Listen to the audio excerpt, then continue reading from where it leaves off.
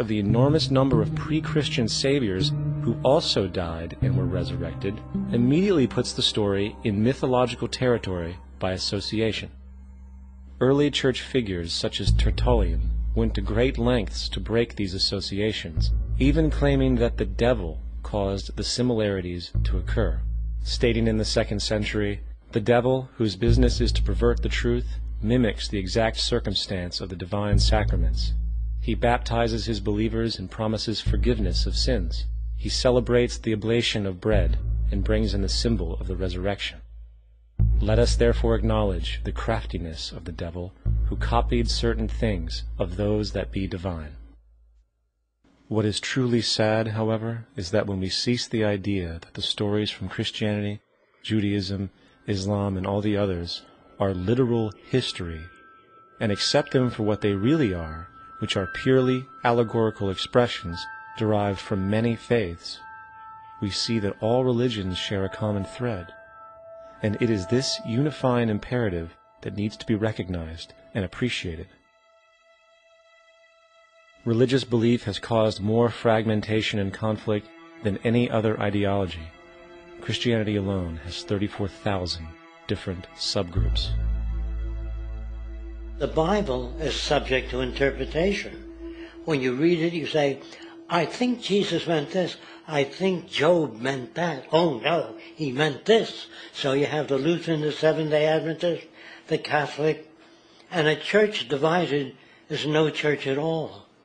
And a church divided is no church at all. And this point on division, which is a trademark of all theistic religions, brings us to our second failure of awareness, the false assumption of separation through the rejection of the symbiotic relationship of life.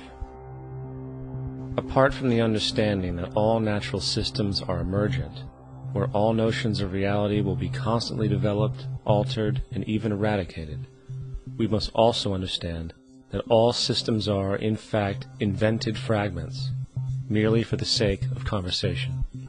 For there is no such thing as independence in nature.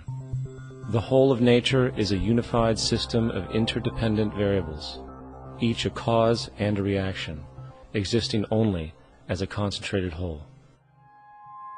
You don't see the plug connected to the environment, so it looks like we're free, wandering around.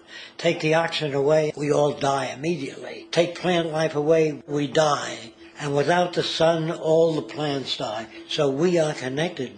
We really must take into account the totality. This isn't just a human experience on this planet. This is a total experience. And we know we can't survive without plants and animals. We know we can't survive without the 4 elements, And so when are we going to really start taking that into account? That's what it is to be successful. Success depends on how well we relate to everything around us.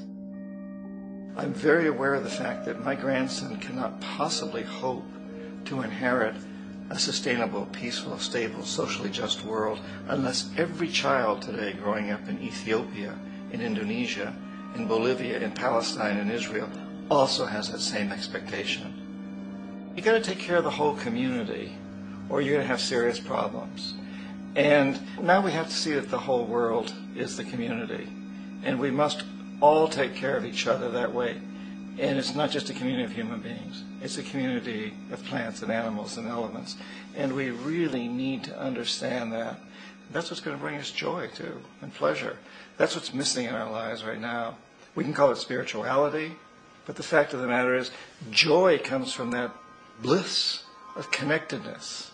That's our God spirit. That's that side of ourselves that really feels it. And you can feel it deep inside you. It's this amazing, wonderful feeling. And you know it when you get it. You don't get it from money. You get it from connection. Now, if that isn't a hazard to this country, how are we going to keep building nuclear weapons? You know what I mean?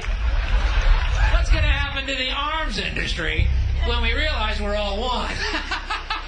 It's going to fuck up the economy. The economy that's fake anyway. The economy that's fake anyway. The economy that's fake anyway. The economy that's fake anyway. The economy that's fake anyway.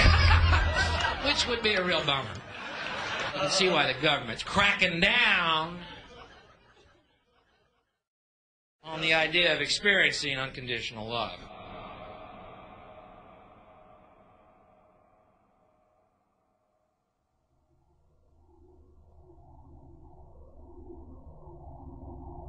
Once we understand that the integrity of our personal existences are completely dependent on the integrity of everything else in our world, we have truly understood the meaning of unconditional love. For love is extensionality, and seeing everything as you and you as everything can have no conditionalities. For, in fact, we are all everything at once. If it's true that we're all from the center of a star, every atom in each of us from the center of a star, then we're all the same thing. Even a Coke machine or a cigarette butt in the street in Buffalo is made out of atoms that came from a star. They've all been recycled thousands of times, as have you and I. And therefore, it's only me out there. So what is there to be afraid of? What is there that needs solace-seeking? Nothing. There's nothing to be afraid of because it's all us. The trouble is we have been separated by being born and given a name and an identity and being individuated. We've been separated from the oneness, and that's what religion exploits, that people have this yearning to be part of the overall one again. So they exploit that. They call it God. They say he has rules. And I think it's cruel.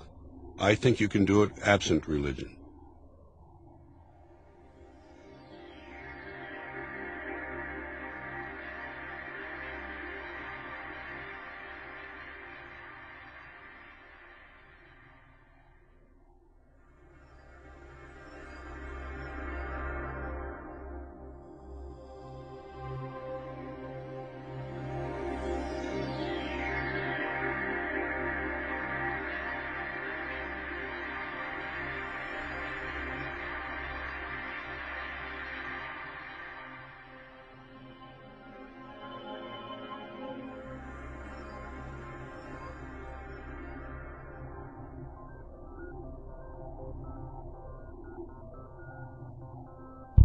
It's time to claim the unity our outmoded social systems have broken apart, and work together to create a sustainable global society where everyone is taken care of and everyone is truly free.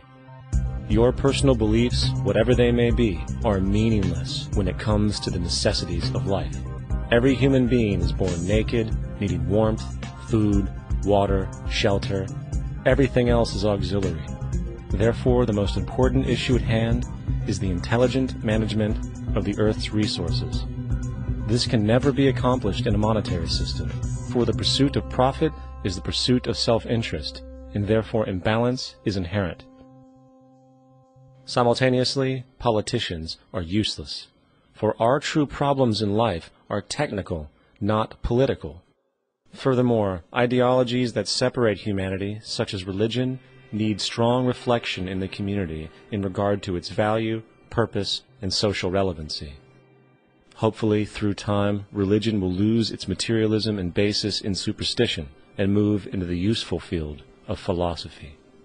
The fact is, society today is backwards, with politicians constantly talking about protection and security rather than creation, unity, and progress.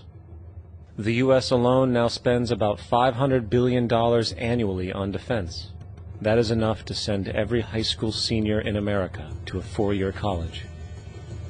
In the 1940s, the Manhattan Project produced the first true weapon of mass destruction. This program employed 130,000 people at an extreme financial cost. Imagine what our life would be like today if that group of scientists, instead of working on a way of killing people, worked on a way to create a self-sustaining, abundant world. Life today would be very, very different if that was their goal. Instead of weapons of mass destruction, it is time to unleash something much more powerful. Weapons of mass creation.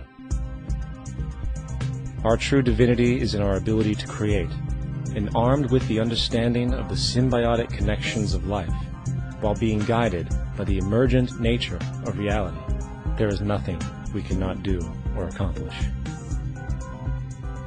Of course, we face strong barriers in the form of established power structures that refuse to change. At the heart of these structures is the monetary system,